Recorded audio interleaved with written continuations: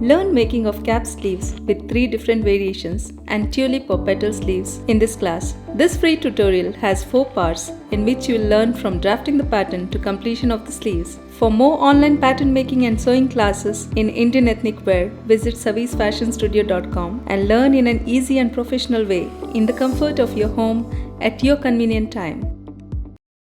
Hi, I'm Savita and welcome to my online sewing class. In this class, I'll be teaching 2 different kinds of sleeves, that is cap sleeves and tulip or petal sleeves.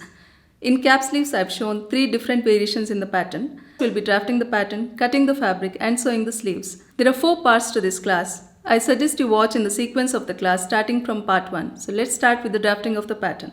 Now let's see how to make cap sleeves.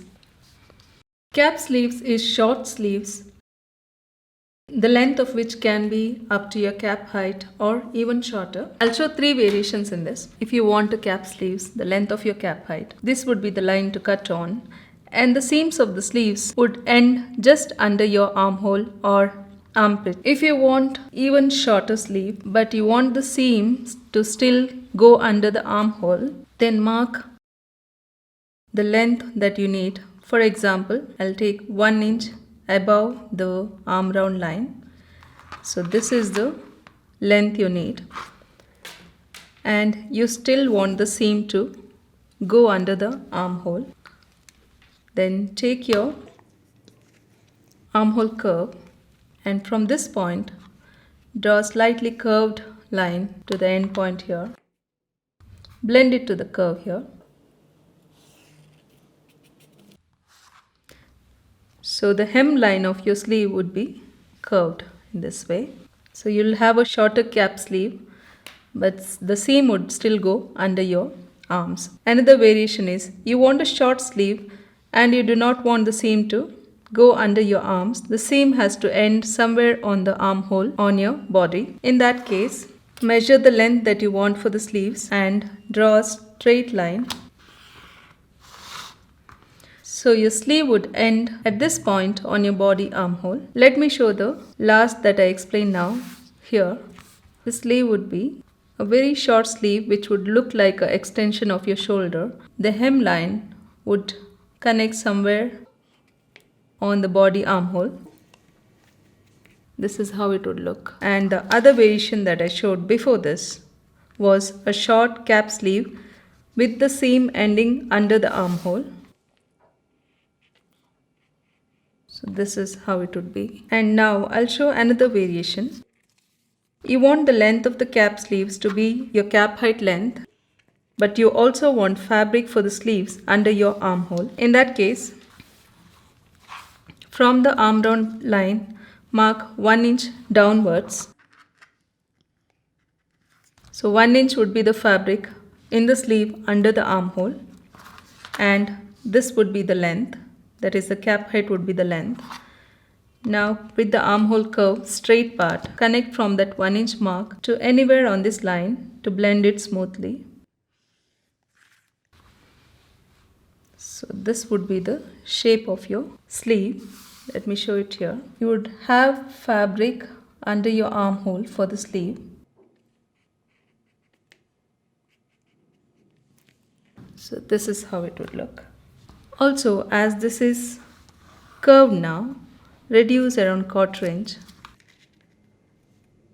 and connect to the arm round line. So this will be cut off. Now if you want your cap sleeves not conform to the arm, that is fitted to the arm, but to stand out a little, then mark 1 inch downwards from the sleeve cap, and the deeper curve is the front, this is the back. From the sleeve center point, make a smooth curve and connect to this. You can do it freehand or you can use the appropriate curve on your armhole curve to do this.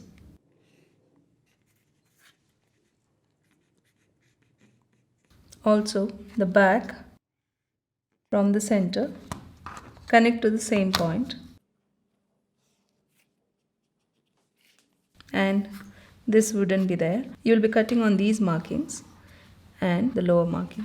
Make a separate pattern for all of these variations and try all of this on scrap fabrics The different variations I had explained here, I've drawn it separately here just to give a clear idea. This is the short cap sleeve where the hemline of the sleeve ends somewhere on the armhole and does not go till the armpit or under your armhole. So in this sleeve, you'll be cutting only this part on the fabric and giving the required seam allowance, and all this would not be required.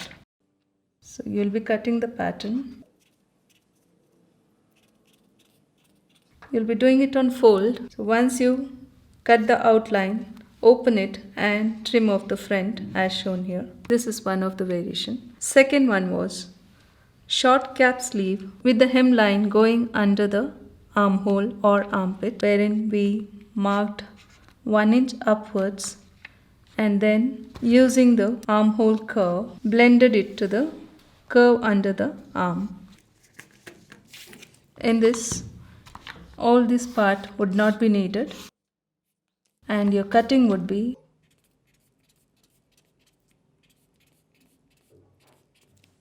cut in this way and open the sleeve, and one of the sides you trim as per the front curve. So this was another variation. This is yet another variation of the cap sleeves. This is done if you want fabric in the sleeves under your armhole. Then mark how much fabric is needed. Standard you would mark 1 inch, blend to the arm round line using your armhole curve and reduce quarter inch. Because it's curved now, the measurement would come up more. So reduce quarter inch and draw a straight line.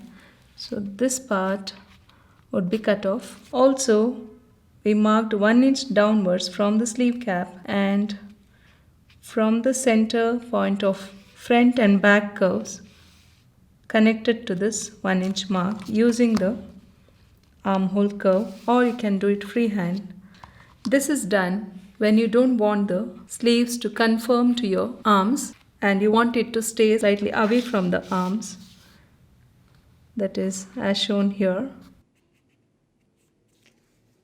The sleeve is jutting away from the arms. So in this you would be cutting the pattern as per the back curve and then open the fold and one of the sides trim as per the front curve. So this part wouldn't be needed and this part would not be needed. So do all the patterns. This was the example given for the first sleeve and this is for the second and this is for the third variation. This sleeve can be self-faced, that is, you can cut two similar fabrics and stitch on the right side and turn it to finish this, as it is very small. I'll show this while sewing. And other two, you can finish the hemline using bias strips of fabric like you finished the neckline, or you can also do cord piping like you've learned in the previous classes of module 1 and module 2.